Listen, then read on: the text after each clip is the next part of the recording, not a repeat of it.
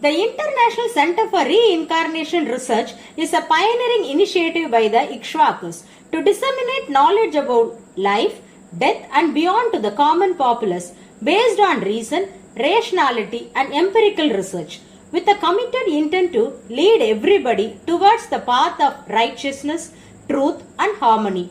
Reincarnation refers to the process of the soul repeatedly moving from one body to another, possessing and dispossessing karmic dust till it finally elevates itself and merges with the supreme reality. This is one of the central tenets of Sanatana Dharma. In this reincarnation story series, stay with us as we take you through a touching real-life story of Corliss Chotkin Jr. Barely a year old, Corliss Chotkin Jr. claimed that he was Victor Vincent reborn. Victor was a fisherman who died a couple of years ago.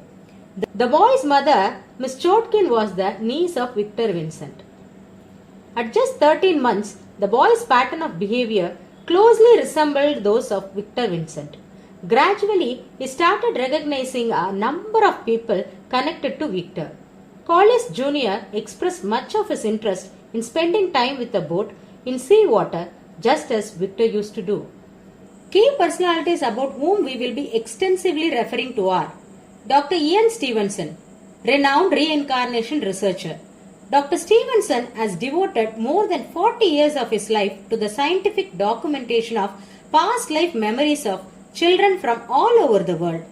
Many people, including skeptics and scholars, agree that these cases offer some of the best evidence yet for evidencing reincarnation.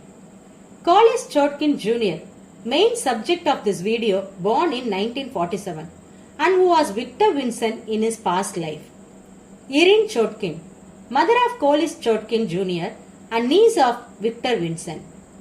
Victor Vincent, Tlingit fisherman of Alaska who died in 1945. Now let us delve a little deeper. For the Tlingit Indians, the belief in reincarnation was deeply ingrained. Victor Vincent, a revered Tlingit fisherman, shared this belief with his niece, Corliss Chotkin, a member of the same tribe. Their bond grew stronger in the years leading up to Victor's passing. Victor fervently believed that Corliss' youngest daughter was the reincarnation of his own sister Gertrude.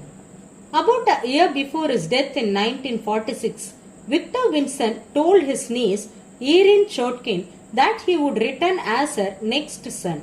He pulled up his shirt and showed her a scar on his back that was the result of a surgical operation performed several years earlier. He also showed her another scar on the right side of his nose near the eye that was the result of a surgical operation there.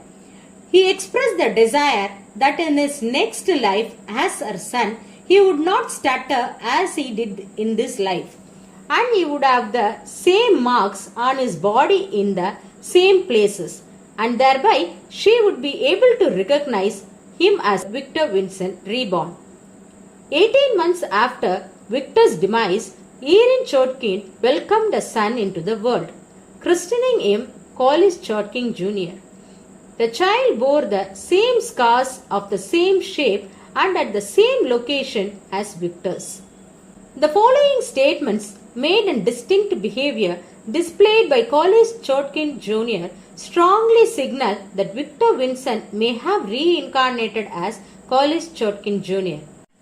That when he was just 18 months, Corliss declared that he was Victor Vincent. That when he was aged 2, Corliss spontaneously recognized a stepdaughter of Victor Vincent and hugged her, and recognized Victor Vincent's son William when he saw him on the street.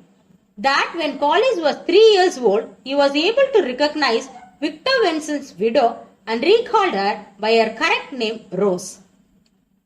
Corliss combed his hair in a manner closely resembling the style of Victor Vincent.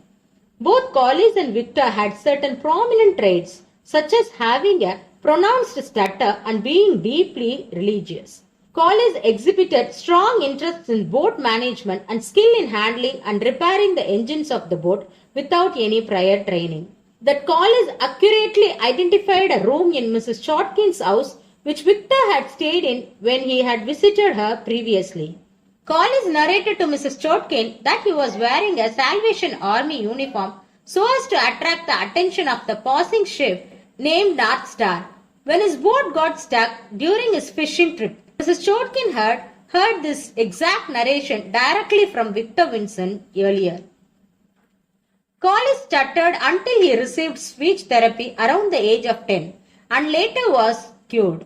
Vincent stuttered severely and told Mrs. Chotkin a year before his death that he hoped he would not stutter in his next life as her son. Both Corliss and Victor were left-handed. In 1962, Stevenson visited Alaska and described the mark on Corliss' back.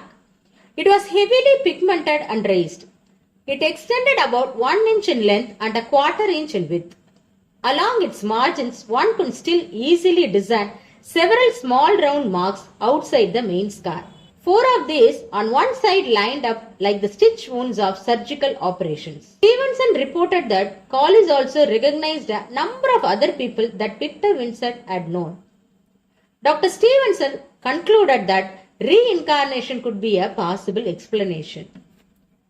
Corliss Chotkin Jr.'s journey stands as a living testament to the enduring thread of existence that transcends time and space. Through birthmarks, memories, and shared traits, the soul of Victor Vincent found a home in Corliss' body. The intricate tapestry woven across lifetimes invites us to contemplate the profound mysteries of our interconnectedness. So friends, what is our take on this? We feel that this is a clear case of reincarnation. What is your opinion? Please state your thoughts in the comment section below. You can also write to us. Stay tuned as we will be back with another reincarnation story. Till then, thank you and take care.